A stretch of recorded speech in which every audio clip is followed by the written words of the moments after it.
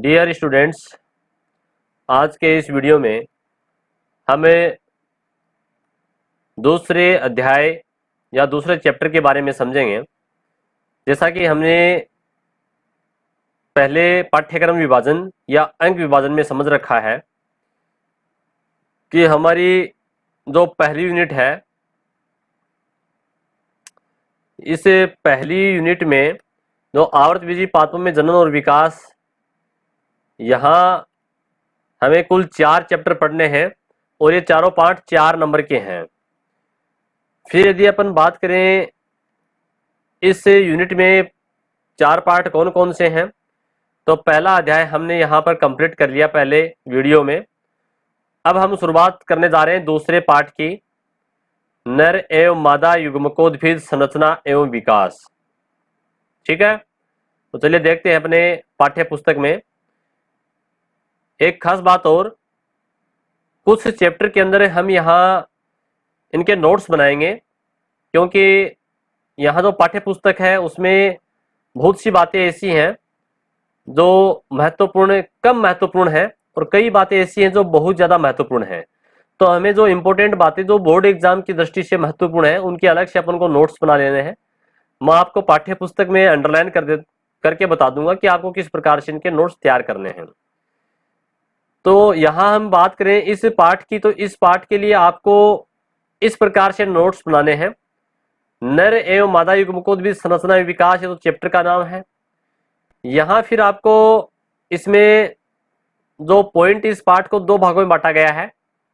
पहले पढ़ेंगे नर युग्मकोद्भिद की संरचना और विकास, फिर पढ़ेंगे मादा युग्मकोद्भिद की संरचना और विकास। तो पहले अपन बात करते हैं नर युग्मकोद्भिद की संरचना और विकास के बारे में। तो इसके अंदर अपने पहला पॉइंट पढ़ेंगे पुंकेसर। पुंकेसर को लघु बीजाणुपरण भी कहते हैं। ये आपको हेडिंग डाल लेनी है। आपका जो रजिस्टर है, नोट्स है, उनमें पहला पेज अपन ये पढ़ेंगे कि अपन को क्या क्या पाठ में पढ़ना है। ठीक है ना, ये इस पाठ का पूरा शुरू के अंदर जो इंडेक्स होती है ठीक वैसे ही है कि इस पाठ में हमें कौन कौन से टॉपिक पढ़ेंगे। तो नर युग्मकोद्भिद की संरचना में पहले पढ़ेंगे पुंकेसर और लघु बीजाणुपरण भी जिसे कहते हैं। पुंकेसर के 3 भाग है, पूतंतु, योजी और पराकोष। पराकोष को लघु बीजाणुधानी भी कहते हैं। ये दो जो नाम है ना, ये आपको थोड़ा सा खास ध्यान रखना है। ठीक है, ये लघु बीजाणु, पुंकेसर को लघु बीजाणुपरण कहते हैं और पराकोष को लघु बीजाणुधानी कहा जाता है। फिर आगे अपने पराकोष की जो भित्तियां हैं, उनके बाह्य त्वचा, अंतःस्थितिया, मध्य स्तर और टेपिटम के बारे में जानकारी प्राप्त करेंगे। और फिर इसी में है बीजाणुजन कोशिका। ठीक है, बीजाणुजन कोशिका क्या करेगी? बीजाणु का निर्माण करेगी। और फिर पढ़ेंगे अपन इसी में लघु बीजाणु जनन, यानी कि परागकण कैसे बनता है। ठीक है, टेट्राड और पराकोष का स्फुटन कैसे होता है उसके बारे में। और अंत में अपन पढ़ेंगे नर युग्मकोद्भिद। देखिएगा, नर जो युग्मकोद्भिद किसे कहते हैं? अंकुरित जो परागकण होता है, जो परागकण अंकुरित हो जाता है, उसे ही अपन नर युग्मकोद्भिद कहते हैं। अब आप समझ गए होंगे कि नर युग्मकोद्भिद की संरचना और मादा युग्मकोद्भिद की संरचना जो पाठ का नाम है, तो नर युग्मकोद्भिद को ही अंकुरित परागकण कहते हैं। जब परागकण का अंकुरण होता है और परागकण के अंदर नर युग्मक बन जाते हैं, तो वो अवस्था नर युग्मकोद्भिद कहलाती है। ठीक है, तो परागकण की संरचना कैसी होती है, नर युग्मकोद्भिद का परिवर्तन कैसे होता है, और नर युग्मकों का निर्माण कैसे होता है, यानी कि अंकुरित परागकण के अंदर नर युग्मक कैसे बनते हैं, ये सारी बातें अपन इस पाठ के पहले पॉइंट में पढ़ेंगे। यानी कि इस पाठ के 2 पार्ट है। तो पहले अपन इस केवल पहला जो पार्ट है, कौन सा? नर वाला। ठीक है ना, नर युग्मकोद्भिद की संरचना और विकास, उसको देखेंगे। और नेक्स्ट वीडियो, नेक्स्ट टॉपिक के अंदर जो अपन आगे इस पार्ट का जो दूसरा पार्ट है, आधा भाग है, जो कि मादा युग्मकोद्भिद है, उसके बारे में हम आगे अलग से वीडियो के बारे में समझेंगे। तो चलिए अपन शुरुआत करेंगे नर युग्मकोद्भिद की संरचना और विकास में। तो आपको ये हेडिंग डाल लेनी है, और उसके नीचे जो 2-3 बातें इंपॉर्टेंट है, खास बात जो आपको लिखनी है, वो है आपकी पाठ्य पुस्तक में से यहाँ पर। इसमें सिर्फ एक बात इंपॉर्टेंट है, इस पूरे पैराग्राफ में आपको ये पैराग्राफ नजर आ रहा है, देखिएगा। ये तो अपनी मैंने हेडिंग हो जाएगी नर युग्मकोद्भिद की संरचना और विकास। इससे पहले ये जो पैराग्राफ पूरा, इसमें इस पैराग्राफ में ऊपर वाले में सिर्फ एक बात इंपॉर्टेंट है, नीचे वाले के अंदर दूसरी बात इंपॉर्टेंट है। वो दोनों अपन को क्या लिखनी है, लाइन टू लाइन समझेंगे और लिखना क्या है वो देखिएगा। आवर्त बीजी पादपों में जनन अंग के रूप में पुष्प उत्पन्न होते हैं। हम जानते हैं कि पुष्प पौधे के दो भाग हैं या दो प्रकार की कोशिकाएं होती हैं, कायिक कोशिका और जनन कोशिका। तो पुष्प कैसा है, पुष्प जनन भाग है क्योंकि उसमें जनन कोशिकाएं होते हैं, जनन अंग होते हैं, स्त्री केसर और पुंकेसर होते हैं।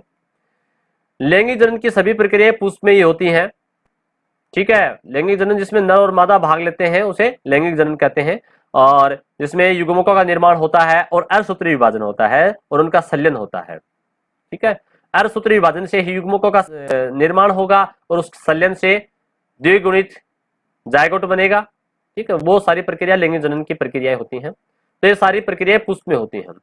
आकारिकी की दृष्टि से पुष्प एक रूपांतरित प्ररोह है। ये पहले पाठ के अंदर भी पढ़ा था अपन ने। आपने 11वीं क्लास के अंदर जड़ और जड़ के रूपांतरण पढ़े थे, इसी प्रकार से तने तने के रूपांतरण पढ़े थे। वैसे ही पौधे का जो परह तंत्र है, उसका जो शीर्ष भाग है, ठीक है, वो जो परह तंत्र है वो भी रूपांतरित हो जाता है, और जब परह तंत्र रूपांतरित होता है तो वो पुष्प बना लेता है। तो पुष्प क्या है, पुष्प एक रूपांतरित प्ररोह है, ठीक है। इसको समझने के लिए अपन एक डायग्राम देखेंगे, उस डायग्राम से आपके बिल्कुल क्लियर हो जाएगा कि पुष्प किस प्रकार से रूपांतरित प्ररोह। देखिएगा आपको यहाँ एक डायग्राम दिखाई दे रहा है, इसमें लिखा हुआ भी है पुष्प एक रूपांतरित प्ररोह है, ठीक है। इसे ही आपको अपने नोट्स में लिखना है, और ये मैंने समझाने के लिए बना दिया कि यहाँ पर ये कोई पौधे की जो जिस प्रकार से मान लीजिए तना है, ठीक है, और इसमें यहाँ ऐसे ऐसे पत्तियां लगी हुई हैं। तो ये जो बीज का भाग है, जो शीर्ष वाला भाग है, ये वाला, ठीक है ना, इस भाग का अपन को बड़ा करके यहाँ दिखाएं तो यहाँ पर नई पत्तियां बननी चाहिए थी, परंतु यहाँ पर इसमें रूपांतरण हो गया प्ररोह के अंदर। ये प्ररोह है पूरा, ठीक है, शीर्ष प्ररोह है, जिसे अपने सूट एपिकल मेरिस्टेम बोलते हैं। क्या बोलते हैं इसको, सूट एपिकल मेरिस्टेमेटिक टिश्यूज या सूट एपिकल मेरिस्टेम, ठीक है, शीर्ष प्ररोह बोलते हैं। तो शीर्ष प्ररोह के अंदर यहाँ देखिएगा, ये जो सबसे बाहर की ये जो भाग दिखाई दे रहा है, ये बाह्य दलपुंज बनाएगा, और अंदर सेकंड वाला दलपुंज बनाएगा, और ये थर्ड वाला जो है ये पुंकेसर बना लेगा, सबसे बीच में जो वो जायांग बना लेगा। वैसे ही यहाँ पर देखिए इससे जो पुष्प का निर्माण हो गया, ठीक है, सबसे बाहर बाह्य दलपुंज, दलपुंज, पुंकेसर और जायांग यानी कि स्त्री केसर वाला भाग ये बन गया। तो पुष्प जो है ये क्या है, एक रूपांतरित प्ररोह है। जो प्ररोह तंत्र था उसके अंदर रूपांतरण होने से पुष्प बनता है। इसके लिए कई जीन उत्तरदायी हैं और कई हार्मोन भी उत्तरदायी हैं, जैसे फ्लोरिजन हार्मोन है। ये अपन आगे के जो चैप्टर्स हैं उनमें पढ़ लेंगे कि कौन कौन सी हार्मोन है। तो यहाँ आपको ये बात मेरे ख्याल से क्लियर हो चुकी है कि पुष्प क्या है, एक रूपांतरित प्ररोह है, जिसमें पुष्प वृंत के शीर्ष पर्व व पर्व संध्या अतित हासित या संहित होकर के, देखिए इसमें पर्व और पर्व संधि बिल्कुल सघन हो जाती हैं। पर्व संधियों पर बंदे व उर्वर उपांगों के रूप में पुष्प पत्र व्यवस्थित होते हैं। देखिएगा पुष्प के जो दो भाग हैं, दो चक्कर हैं, जो हमने पहले पाठ में पढ़े थे, बाह्य दलपुंज और दलपुंज, वो तो बंदे होते हैं यानी कि निषेचन में भाग नहीं लेते, और जो पुंकेसर स्त्री केसर है वो उर्वर होते हैं, युग्मक बनाते हैं और निषेचन क्रिया में भाग लेते हैं, उसे अपन फर्टाइल या उर्वर कहते हैं, और जो बंदे होते हैं उन्हें स्टेराइल कहते हैं। तो इस प्रकार से पुष्प जो है, ठीक है, वो पुष्प को बीजाणु पर्णधारी प्ररोह भी कहते हैं, क्योंकि ये जो बीजाणु है लघु बीजाणु और गुरु बीजाणु, ठीक है। तो लघु बीजाणु पर्ण जो है पुंकेसर को कहते हैं और गुरु बीजाणु पर्ण अपन स्त्री केसर को कहते हैं। तो बीजाणु पर्णधारी यानी कि बीजाणु पर्ण जो है लघु बीजाणु यानी कि पुंकेसर को धारण करने वाला और स्त्री केसर को धारण करने वाला, लघु बीजाणु का मतलब पुंकेसर और स्त्री केसर को कहेंगे अपन गुरु बीजाणु। तो जो धारण करता है उसे धारी कहते हैं। तो बीजाणु पर्णधारी नाम पड़ गया इसका, ठीक है। अब दूसरे दो पैराग्राफ में जो खास बात है वो ये है,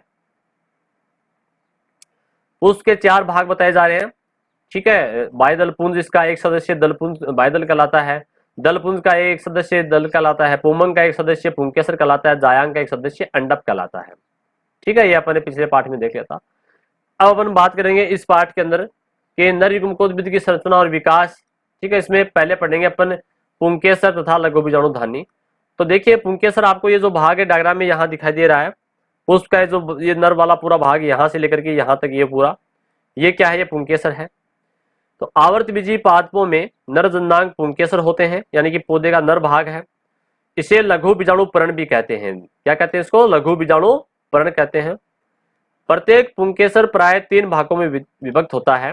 पहला पुतंतु, ये जो आपको दिख रहा है भाग, ये तंतु है, ठीक है। दूसरा योजी, योजी देखिए आपको यहाँ पर ये जो पराकोश है, एक पराकोश इधर एक इधर, ये पराकोश आपस में जुड़े होते हैं। देखिएगा ये पराकोश से बीचों बीच ये जो आपको दिखाई दे रही है रेखा, ये योजी है, ठीक है। और तीसरा पराकोश, ये ऊपर वाला ये जो पूरा भाग है, ठीक है, ये पूरा पराकोश है। कहने का मतलब यहाँ से यहाँ तक जो फुला हुआ भाग है ये पराकोश है। फिर आगे इसमें है पुतंतु पुंकेसर का लंबा वर्तनुमा भाग होता है। ये पुतंतु की बात कर रहा है, इसकी बात कर रहा है इसकी, ठीक है। इसके शीर्ष पर पराकोश होता है, तो आपको दिखाई दे रहा होगा, इसके शीर्ष पर ये रहा, ठीक है, यानी कि पुतंतु, ये तंतु हो गया, इसके शीर्ष के ऊपर ये पराकोश हो गया। फिर आगे प्रारूपिक दृष्टि से प्रत्येक पराकोश में 2 पालियां होती हैं जो एक दूसरे से योजी द्वारा जुड़ी होती हैं। किससे जुड़ी होती हैं? योजी द्वारा। योजी एक बंदे उत्तक है, यानी कि निषेचन में भाग नहीं लेता इसकी कोशिकाएं। पराकोश की प्रत्येक पाली 2 प्रकोष्ठों में विद्युत होती है। इसे पराकोश या पराग पुटक अथवा लघु बीजाणु धानी कहते हैं। बहुत इंपॉर्टेंट बात, पराकोश या पराग पुट या लघु बीजाणु धानी एक ही बात है। किसे कहेंगे? यहां आपको डायग्राम में दिख रहा होगा, ये देखिएगा, ये एक पराकोश, ये दूसरा पराकोश, ये तीसरा पराकोश, ये चौथा पराकोश, यानी कि ये 4 लघु बीजाणु धानियां यहां पर आपको दिखाई दे रही हैं, ठीक है। ये इनकी बात कर रहा है। देखिए यहां क्या लिख रहा है कि पराकोश की प्रत्येक पाली 2 प्रकोष्ठों में बटी होती है, जिन्हें पराकोश या परागपुट कहते हैं। यानी कि ये जो 2 पालियां हैं, केवल पहले इनकी बात की जा रही है, यानी कि ये जो 2 पाली में बटा है, पहले इन दोनों की बात कर रहा है। उसके बाद में ये जो पाली है, एक पाली, ये भी 2 भागों में बटी होती है। आपको ये 2 भाग दिख रहे हैं, ठीक है, और ये पाली भी 2 भागों में बटी होती है, ठीक है। तो ये पराकोश के 2 भाग हो गए पहले, फिर उसके बाद में इनके और 2 भाग होते हैं। तो आगे लिखा है अतः द्विपालित, द्विपालित यानी 2 पालियों में बटा हुआ है पराकोश 4 लघु बीजाणु धानियों में। टोटल लघु बीजाणु धानी कितनी हो गई? 4 हो गई। एक खास बात जो इंपॉर्टेंट है वो है मालवेशी कुल के जो पौधे हैं, मालवेशी कुल के पादपों में पराकोश एक पालित होता है, केवल एक ही पाली बनी होती है, ठीक है, और उसमें 2 लघु बीजाणु धानियां ही पाई जाती हैं। इन बीजाणु धानियों में लघु बीजाणु बोल दीजिए या फिर पराकण बोल दीजिए की बात है, का विकास होता है या निर्माण होता है। देखिएगा इसमें छोटे छोटे जो कण बन रहे हैं, गोल गोल आपको दिखाई दे रहे हैं, ये वाले कण, ये सारे क्या है? ये पराकण हैं, ठीक है। तो इस प्रकार से हमने इस पाठ के जो पहले पेज के ऊपर जो बातें थी उनको समझा। दूसरे पेज पर आपको देखिए डायग्राम दिया गया है। ये जो डायग्राम दिखाई दे रहा है आपको, ये वाला पूरा, ये इधर जो कुछ लिखा है उसके बारे में है, और ये नीचे जो आपको दिख रहा है ये पराकोश जो है, इसमें इसका स्फुटन हो रहा है, यानी कि पराकण जो है ये पराकोश से बाहर आ जाएंगे इधर से और इधर से, ठीक है। ये स्फुटन के बारे में है। तो यहाँ पर पहला जो पॉइंट है वो तो अपना ये है कि ये पूरा जो है, ये पूरे पुंकेसर के ऊपर जो पराकोश है उसके बाहर जो 3 लेयर होती है इंपोर्टेंट, ठीक है ना, वैसे 4 लेयर होती हैं, इन चारों परतों के बारे में है, ठीक है। तो यहाँ अपने इनके बारे में आगे देखेंगे। पहले अपन जो खास बात है वो समझेंगे। विकास की प्रारंभिक अवस्था में प्रत्येक पराकोश एक निश्चित बाह्य त्वचा द्वारा आवृत यानी कि घिरा हुआ अविभेदित कोशिकाओं का समरूपी समूह होता है। देखिए इसके लिए अपने जो डायग्राम है उसको यहां से समझेंगे। ये वाला डायग्राम आपके समझ में आएगा।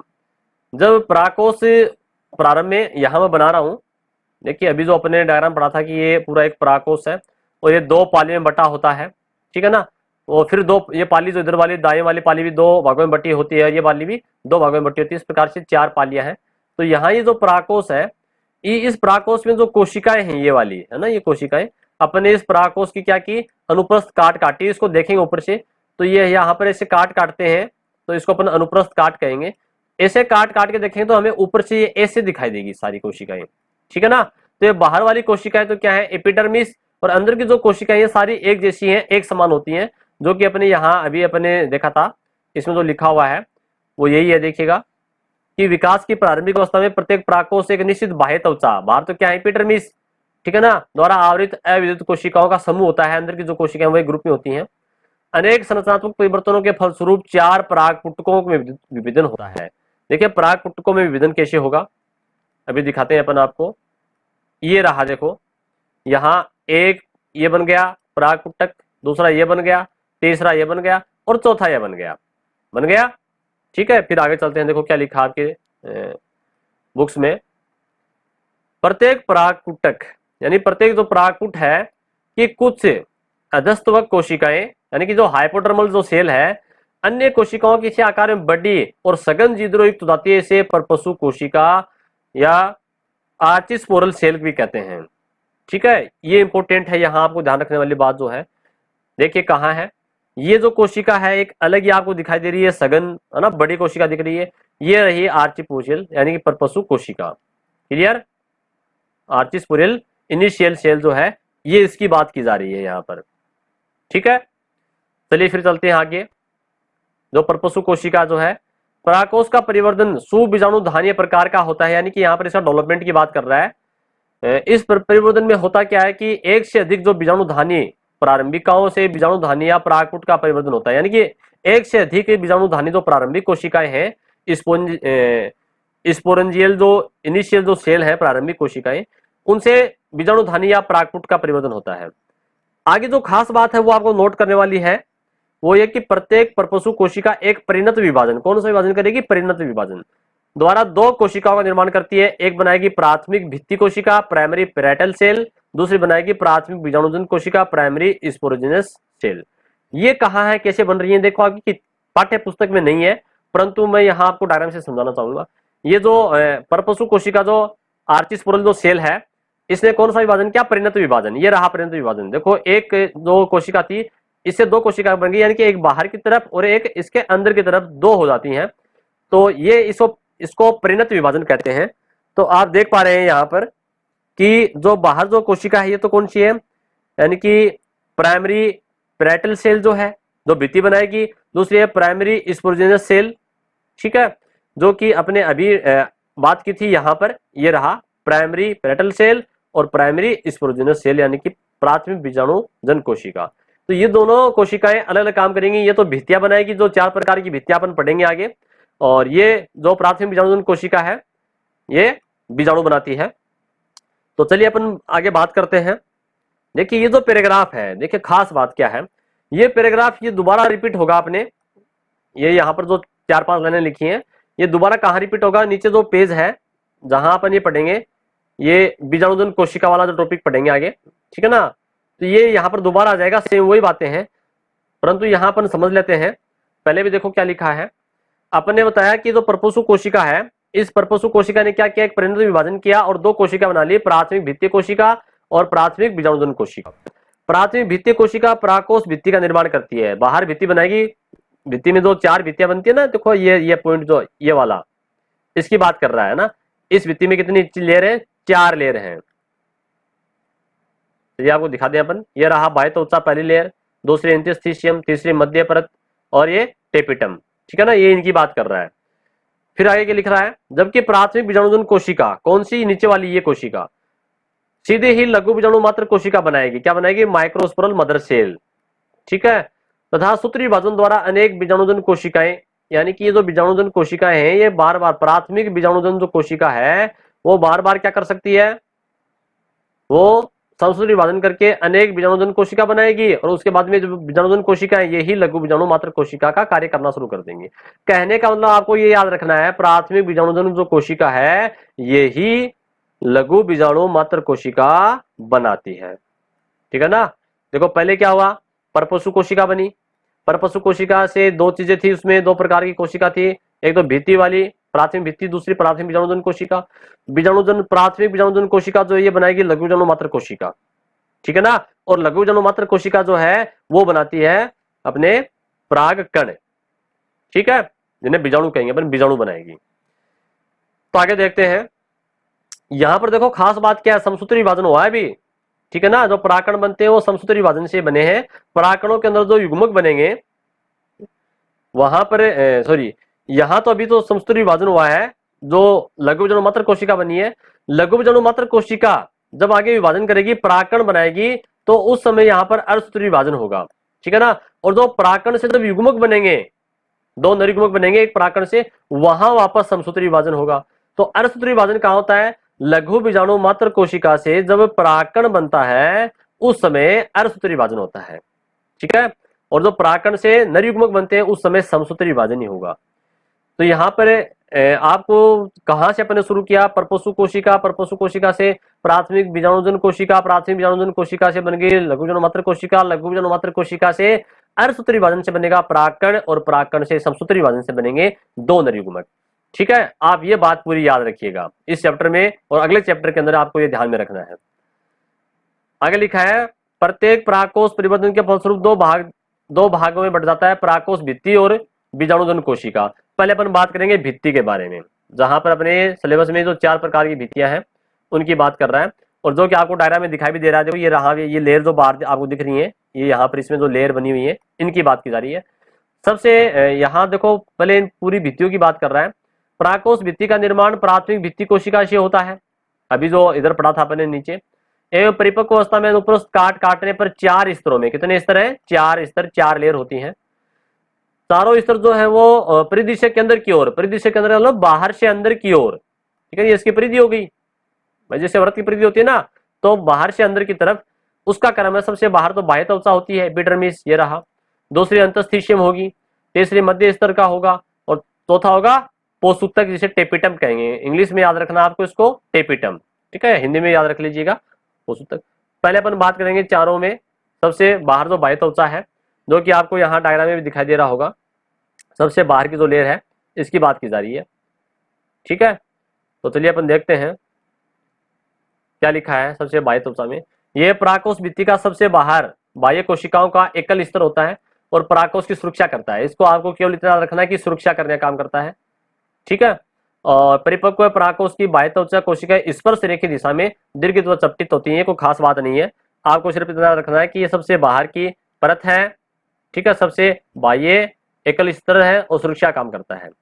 दूसरे में आपको याद रखने वाली जो बात है, जो मैं बता रहा हूं आपको कि आपको नोट्स बनानी है, उसमें जो एंडोथीशियम है, एंडोथीशियम या अंतस्थीशियम बोल दीजिए, ये बाह्य त्वचा के नीचे होती है, एकल स्तर है। इसमें कोशिकाओं के अंदर जो खास बात है, कोशिकाओं की आंतरिक स्पर्श रेखा भित्तियों पर अल्फा सेलुलोज, ठीक है, सेलुलोज का जमाव होता है। सेलुलोज के जम जाने से रेशेदार पट्टियां बन जाती हैं और जो यू आकार की होती हैं, और ये कोशिकाएं आर्द्रता ग्राही प्रकृति की होती हैं। सेलुलोज के कारण आर्द्रता को ग्रहण करेंगी, ठीक है, और आर्द्रता ग्राही प्रकृति के होने के कारण शुष्क अवस्था में इनमें खिंचाव उत्पन्न होता है, इसमें परागकोश का स्फुटन हो जाता है, यानी कि परागकोश फट जाता है।